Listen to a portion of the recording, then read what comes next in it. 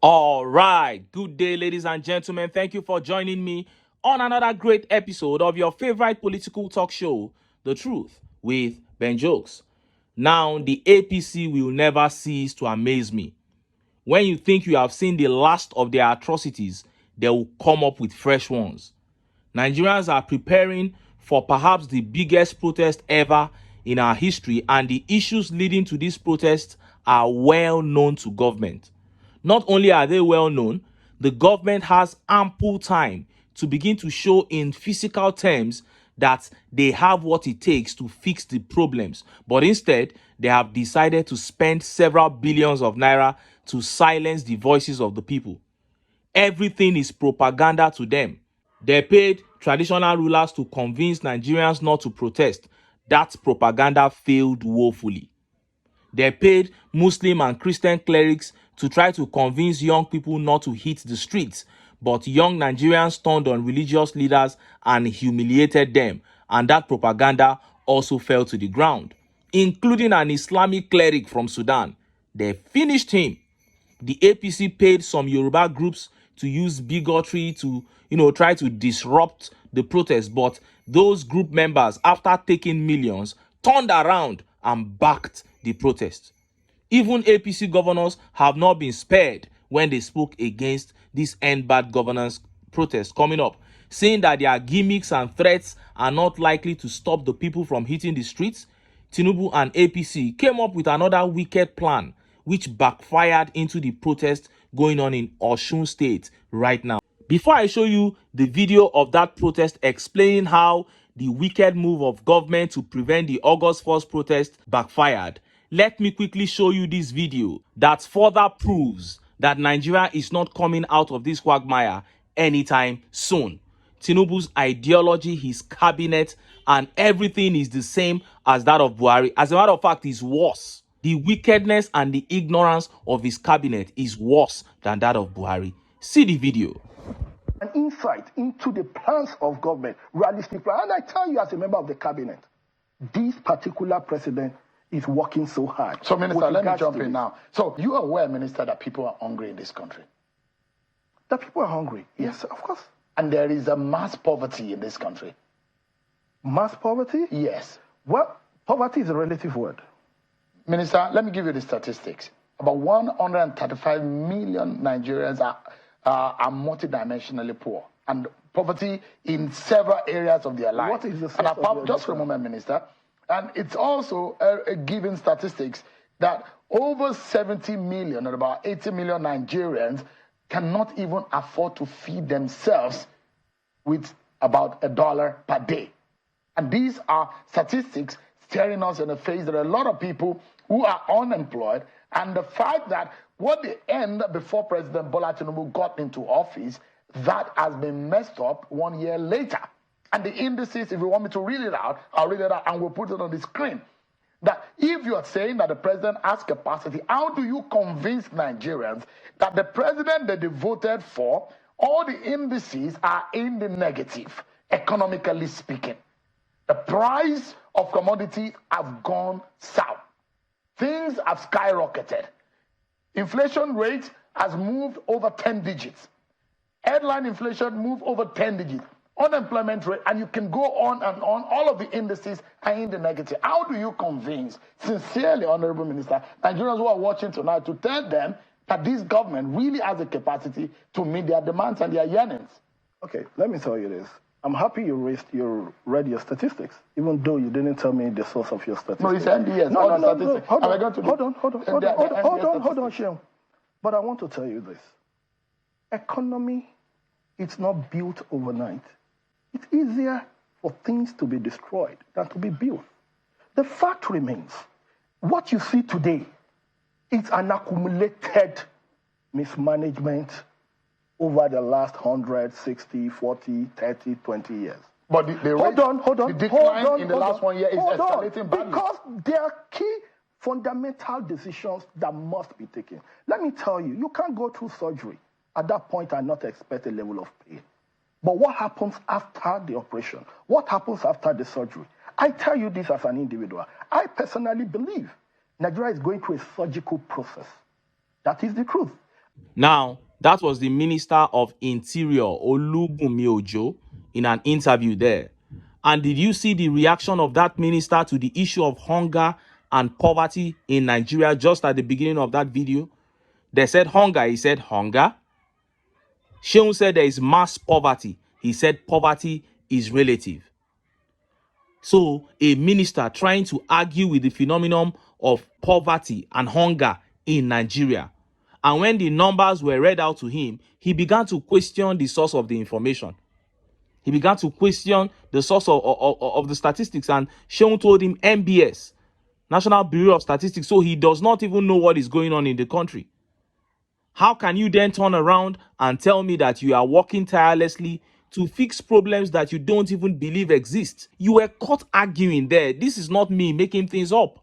You are arguing with numbers. You don't believe that those numbers exist. And you are telling me that the Tinubu is having sleepless nights trying to fix those problems. That is not true. And this is why I say to those who still have faith in this government that they are barefaced clowns. And the minister said that the problems we are facing today accumulated over many years. These are the same lines that Buhari used to lie to Nigerians for 8 years. He achieved nothing and he left. And then he said the country is undergoing corrective surgery, a period of pain due to subsidy removal. I have a question for you, Minister. When Jonathan tried to perform this same corrective surgery of subsidy removal, what did your principal do? He organized people and shut the country down in massive protest. And now you are trying to vindicate yourselves? The problems of Nigeria accumulated over many years, but you guys are a big part of that problem. And Nigerians will do themselves good to get rid of you. Point blank, period. Now, let us look at that protest going on in Osun State as part of Tinubu's final move to make sure that the ENDbadGovernance protest does not hold. He liaised with MTN, the telecommunication network, to start banning people's SIMs so that when people are not able to communicate, they will not be able to converge. He did this to prevent the protest, not knowing that it will backfire and start another massive protest. Look at what is happening in Osun State. People have come out protesting that they cannot take this. And some of them started saying, you are trying to prevent the protest. Well, the protest has started. See the video.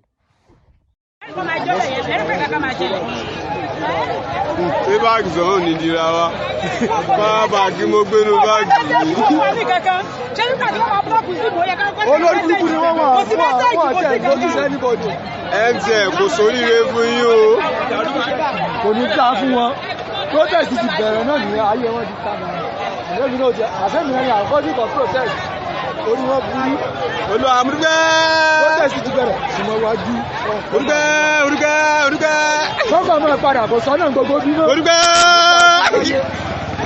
ìwọ́n tó kò lásán mọ́ sáà ní kẹ̀kẹ́ gbogbo mọ́ padà ọkọ̀ tí gbogbo mọ́ padà orúgbẹ́ Ọ̀ṣun ti bẹ̀rẹ̀ protest orúgbẹ́ Ọ̀ṣun ti bẹ̀rẹ̀ protest láàárọ̀ ẹ̀gáàgà Ọ̀ṣun ti bẹ̀rẹ̀ protest láàárọ̀ ìmọ̀dúkẹ́ àwọn olórí burúkú kò sọ́nà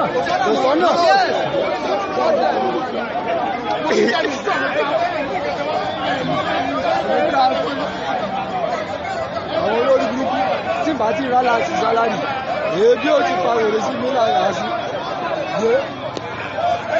kò ṣiṣẹ́ mọ́ ó kálùkọ́ padà kò ní dáa fún ọ láyé. kámọ́jọ lọ bí iṣẹ́.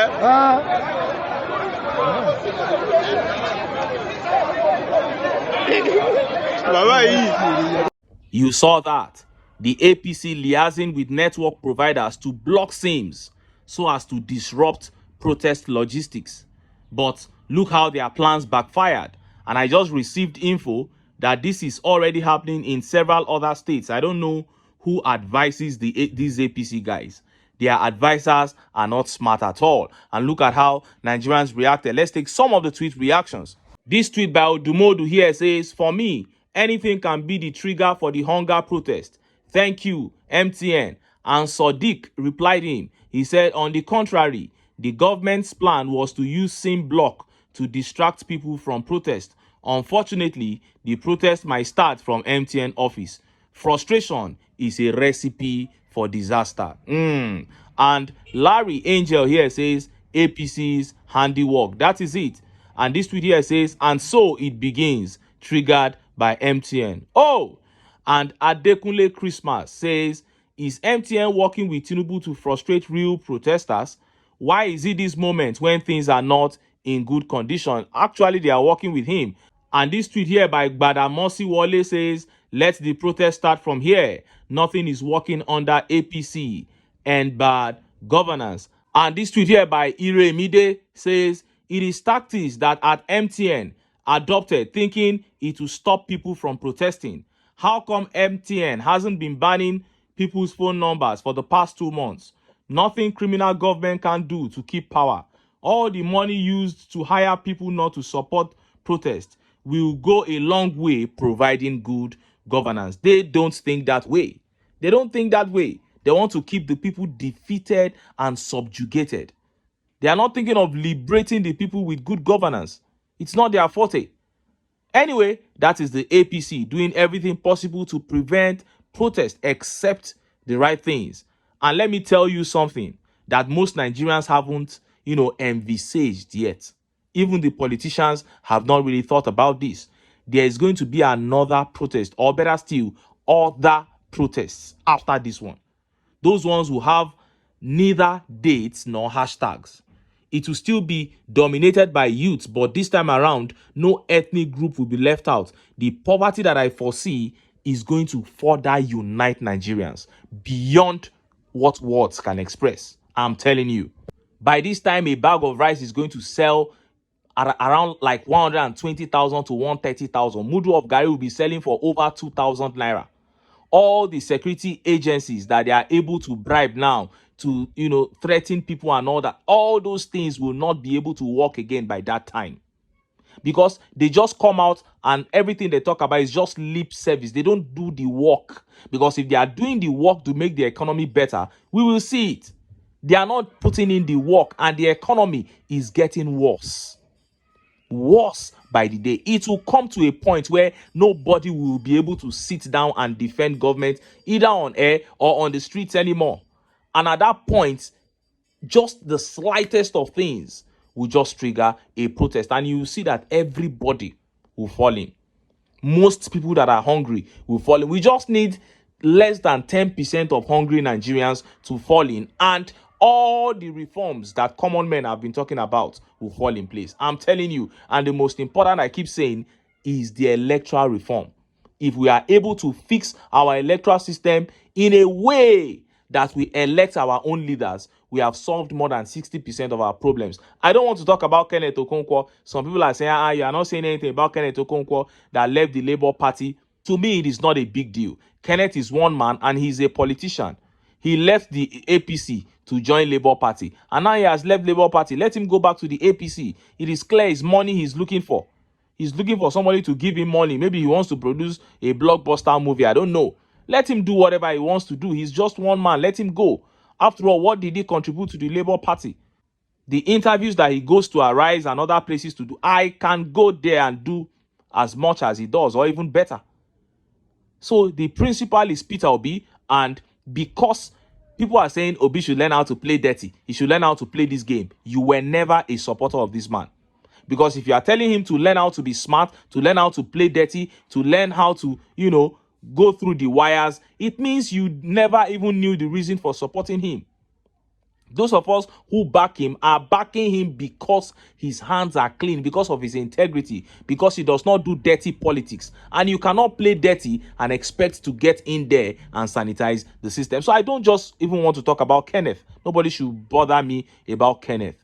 We are looking for how to build a Nigeria that works, and that remains the focus. Anybody can fall off along the line. Our destination has not changed. But until then, make I still enter town. Make I go get some ogbonge political news where una go like. Why? Because of una. Now I dey here. So don't go away. So,